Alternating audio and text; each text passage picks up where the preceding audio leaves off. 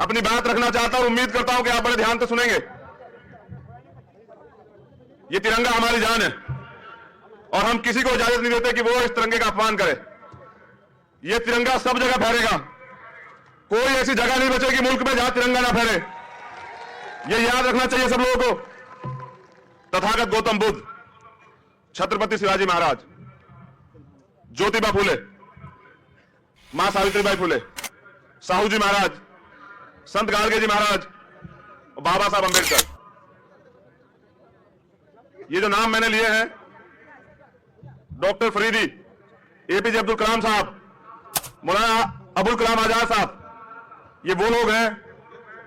ये तस्वीर है भारत की जो हमेशा मानवता, प्रेम, समता, समानता, बंधुत्व, भाईचारे पे काम किया गया जिनके द्वारा, और इसी का परिणाम है कि आज भी इस मुल्क को दुनिया का सबसे बेहतरीन मुल्क माना जाता है। अब इस विरासत को आगे बढ़ाने की जिम्मेदारी इस मुल्क में रहने वाले हर व्यक्ति की है। हम तथागत बुद्ध के वंशज हैं। हम प्यार, भाईचारा और हमारा धर्म है मानवता। कुछ तो बात है कि हस्ती मिटती नहीं हमारी, कुछ तो बात है कि हस्ती मिटती नहीं हमारी। सदियों रहा है दुश्मन, दौड़े जहां हमारा। पहले भी कितनी बार तरह तरह के हमले हुए देश पर, और कितने ताकतवर लोग आए अंग्रेज, उनको लगा कि वो इस मुल्क को तोड़ देंगे, राज कर लेंगे।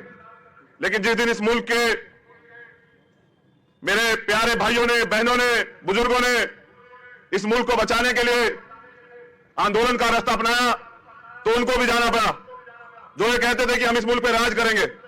परेशानियां कुछ दिन की होती हैं, आज भी परेशानियां हैं, मगर सलाम करता हूं आप सब लोगों को जो आंदोलन कर रहे हैं सड़क पर और पूरी दुनिया को दिखा रहे हैं कि लोकतंत्र किसे कहते हैं।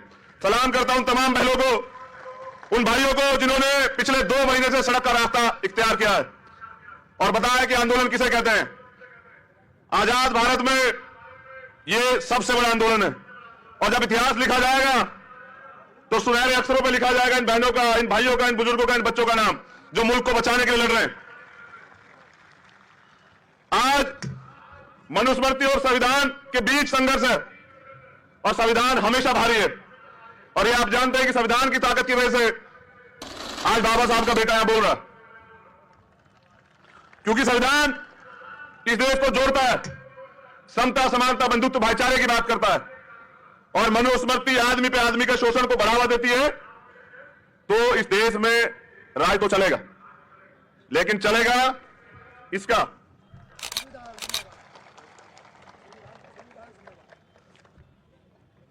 देखिए, सरकारें बदलती हैं।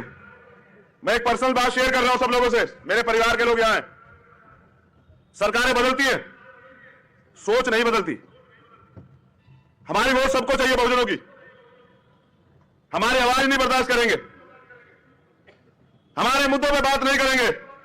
जब मैं पिछली बार आया था, सरकार भाजपा की थी, मुझे 3 दिन बंद रखा गया होटल में, यहां तक बाबा साहब की भूमि भी नहीं जाने दिया गया। फिर मुझे कोर्ट का सहारा लेना पड़ा। इस बार उम्मीदें कम थी कि इस बार ऐसा नहीं होगा, लेकिन फिर वही बात। बाबा साहब के बच्चे, अमन चैन चाहने वाले बच्चे, आपके भाई इस मुल्क में सबके लिए खतरा हो गए, क्योंकि न्याय, ईमानदारी की बात कर रहे हैं, हक की बात कर रहे हैं, अपने लोगों को जगा रहे हैं। और ये लोग नहीं चाहते कि लोग जागें। जाग जाओगे तो अपना हक मांगोगे, और ये लोग आपको आपका हक देंगे नहीं।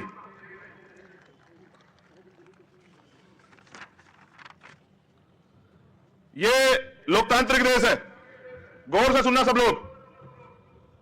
लोकतंत्र में सरकार की क्या जिम्मेदारी होती है? सरकार की जिम्मेदारी होती है कि वो उस मुल्क में रहने वाले, उस राज्य में रहने वाले प्रत्येक व्यक्ति को, वो किसी जाति धर्म का हो, सबसे पहले रोटी, कपड़ा, छत, उसका स्वास्थ्य, उसकी शिक्षा, उसका रोजगार, उसकी सुरक्षा, यह सुनिश्चित करे। और यह सरकार की जिम्मेदारी और आम आदमी का अधिकार है। लेकिन फिर भी हम लोग आज भी असुरक्षा की भावना महसूस कर रहे हैं। इसके पीछे दोषी वो लोग नहीं है उनका तो एजेंडा ही था कि देश में किस तरह से दलितों को, पिछड़ों को, आदिवासियों को, धार्मिक अल्पसंख्यकों को, सिखों को, बौद्धिस्टों को, ईसाइयों को, मुसलमानों को सताया जाए, उन्हें मुल्क में 2 दर्जे का नागरिक बना के रखा जाए, उनके अधिकार छीन लिए जाए। इसी साजिश का बड़ा नतीजा है सीए, एनआरसी और एनपीआर। लेकिन यह मुल्क की समझ में आ चुका है। तो वास्तविक लोकतंत्र तो दिखाई नहीं दे रहा है।